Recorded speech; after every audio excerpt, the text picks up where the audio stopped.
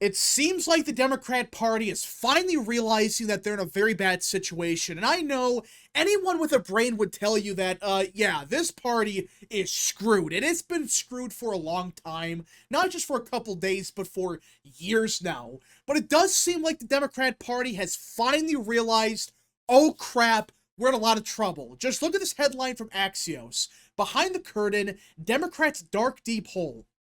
Yeah, this is a real headline from Axios, not some far-right news outlet or whatever. No, this is Axios reporting that, yeah, the Democrat Party, right now, they're in a really bad situation that even Democrats in leadership are finally admitting that, yeah, they have a big problem. And I think towards the end he started to punch a little harder. But like, it's Ted Cruz. I mean, like, this dude has to be knocked over the head, like, hard, right? Like, there is no niceties with him. Top Democrats tell us their party is in its deepest hole in nearly 50 years, and they fear things could actually get worse. The party has its lowest favorability ever, no popular national leader to help improve it, insufficient numbers to stop most legislation in Congress, a durable minority in the Supreme Court, dwindling influence over the media ecosystem, young voters are growing dramatically more conservative, a bad 2026 map for Senate Democrats, Democratic Senate retirements could make it harder for the party to flip the House, with members tempted by statewide races. There are only 3 House Republicans in districts, former Vice President Harris won in 2024, a dim sign for a Democratic surge. There were 23 8 years ago in seats Hillary Clinton won. And thanks to the number of people fleeing blue states, the math for a Democrat to win the presidency will just get harder in 2030. Yeah, this is what Axios is reporting. They're reporting that top Democrats are finally realizing they're in an awful situation. And I know we've been talking about this for a while. I mean, I've been saying for weeks now that this party is dead. This party is dying. They have no future if they don't change course now. And this is the first time Democrats, at least at the national level with leadership, is finally admitting they have a problem. And I should say actually like 10 different problems. I mean, Axios, they actually listed all the main problems for Democrats. They're unpopular. The map is looking awful for them. Demographics look even worse for them. And it just keeps piling up. And at this point in time, it got so bad that even the delusional hacks at the DNC, and these people are still dumb, they're delusional, they're out of touch with reality, they finally realized, oh yeah, we have a problem here. Both parties, after losing the White House, Senate, and House, suffered search for salvation. But rarely does healing seem so hard and redemption so distant. Doug Susnick, a senior advisor to President Clinton and wildly followed thinker on political megatrends, told us that this is the Democrats' deepest hole in at least 45 years since Reagan's victory in 1980. Susnick said the 2024 election was at least as much a rejection of Democrats as it was a victory for Trump, and he's not wrong. Now, Trump's victory in 2024 wasn't as big as Reagan's, obviously. Reagan won like 420 electoral votes. He won basically every state.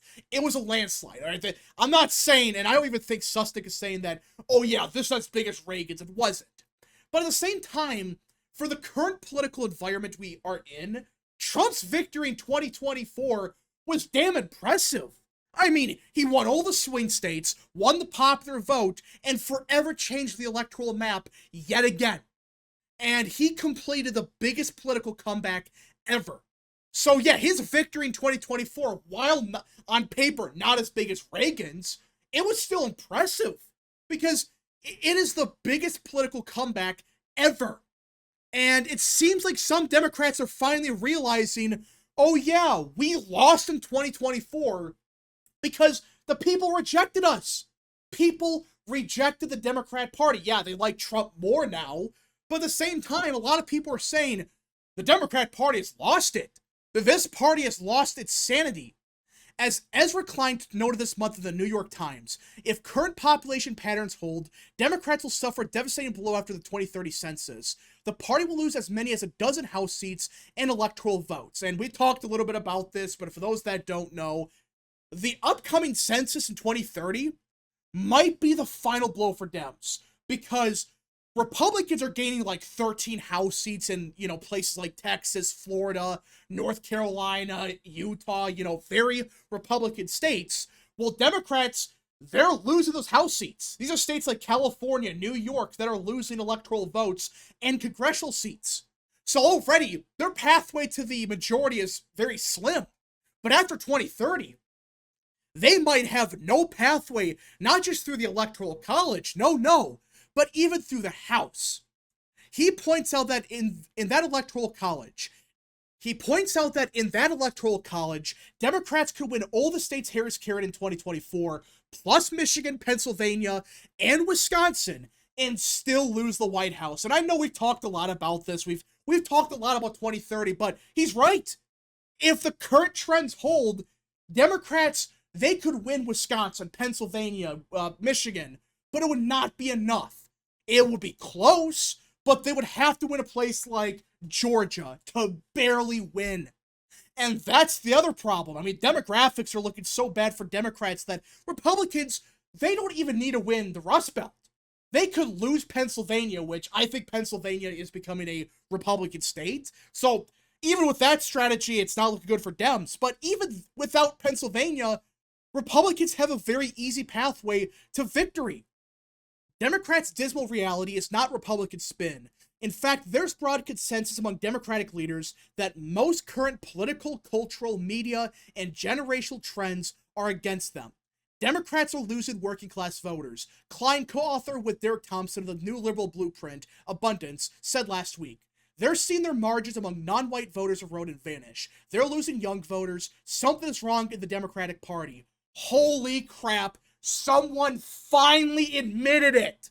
Someone at the Democrat Party. Now, I don't know if these are top leaders. It doesn't sound like it is. But it does sound like some Democrats with half a brain have finally realized, oh shit, the Democrat Party is dying. We're losing working class voters. We're losing non-whites. We're losing young voters. Basically, every single demographic except old-ass white voters are shifting against us.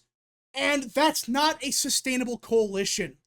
A deep, comprehensive poll by Democratic pollster David Shore, Blue Rose Research, captured the daunting data.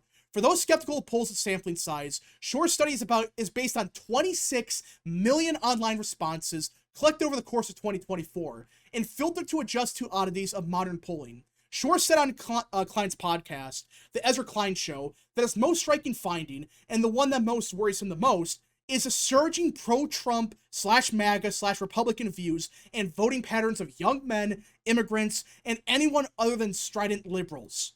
Yeah, Democrat pollsters are finally realizing, oh yeah, these young men, these immigrants, these basically everyone that's not this hardcore liberal, they're all shifting Republican. They agree with Trump. They agree with the MAGA agenda.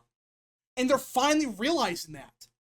Shore estimates a 23-point swing among Democrats among immigrants. The swing is very pronounced among Hispanics, who consider themselves conservatives. Democratic support dropped by 50%. Yeah, and that's a big deal because people make it sound like that, oh, Hispanics are super liberal and that's why Democrats were winning them. No, Hispanics are culturally conservative. Now, some are very liberal, I'm not denying that. But a large chunk of them, they're culturally conservative. They're socially conservative. They're against a lot of this woke crap. We must elect one male, one female, and one person of any gender. So again, this is what we have to do for this vice chair race.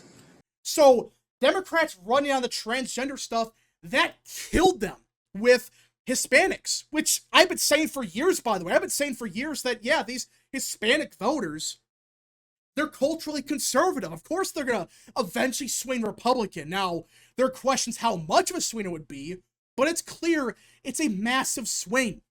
But it's a rise of conservatism among young people, mainly men, that spooks them the most. Young voters, regardless of race and gender, have become more Republican. Yeah, even Democrat pollsters are admitting young people, especially Zoomers, are swinging heavy to the right, and it doesn't matter if they're Hispanic, African American, Asian, white, men, women, it doesn't matter.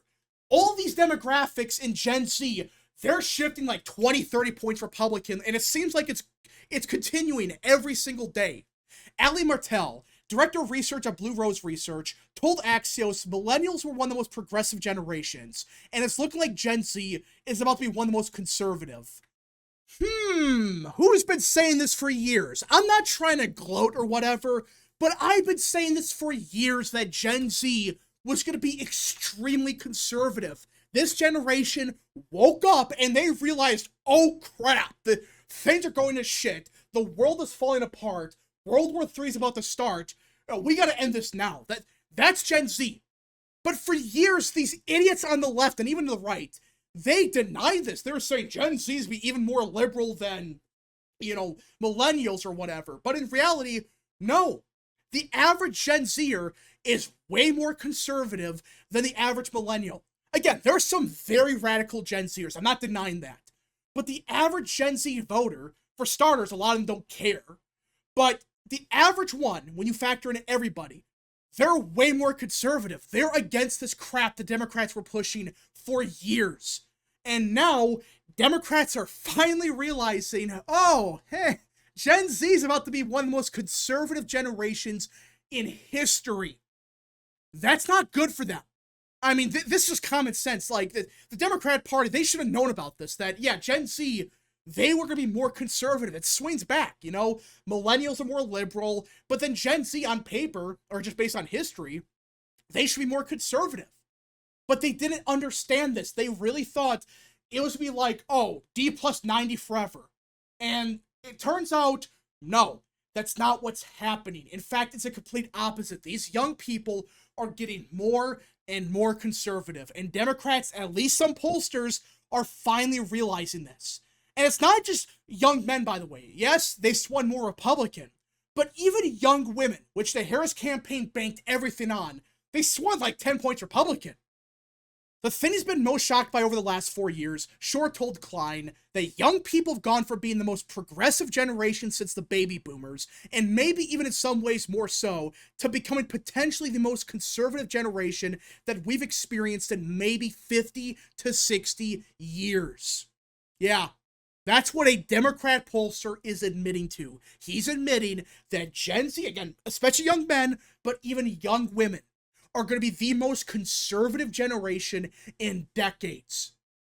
I mean, I've been saying this for years. A lot of people have. Not just me. I've been saying this for a couple of years, but people have been saying it for even longer that, hey, Gen Z, they're going to have a big shift to the right. And that's what usually happens. One generation is a bit more liberal, the next is more conservative. That's usually what happens. But I never thought in a million years the swings would be this bad. Because in 2024, the swings were so dramatic that Trump won young men and did damn good with young women. And I'm talking about especially that Gen Z voter block, 18 to 24. That voter block swung heavy to the right.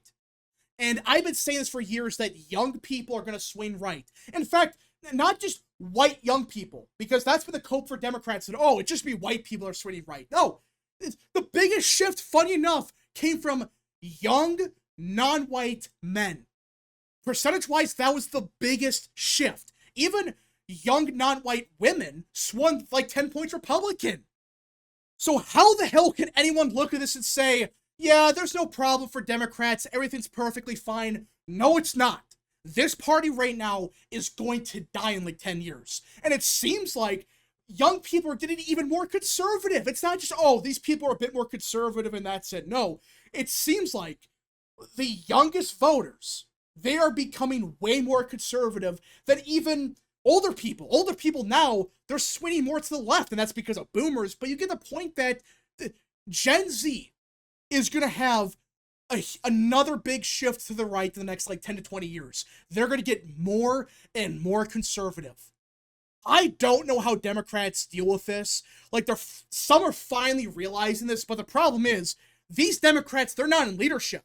Like, some of them have access, I guess they have contacts, I get that, but they don't have the influence. The party's ran by dumbasses like Ken Martin, by David Hogg, Malcolm Kenyatta, and they know these are problems. But they think the solution to winning over young men is triple down on attacking them, saying, you're racist, you're sexist, you're a horrible person. By the way, vote for us. That's their strategy. And they're not going to learn. Like, they're kind of realizing they have a problem now, but they're going to take all the wrong lessons. They're going to really think if they triple down, quadruple down, they're going to magically win. Anyways, folks, thank you so much for watching. If you guys did enjoy, smash the like button down below, subscribe, share with your friends, and of course, join the channel today. Godspeed to all of you.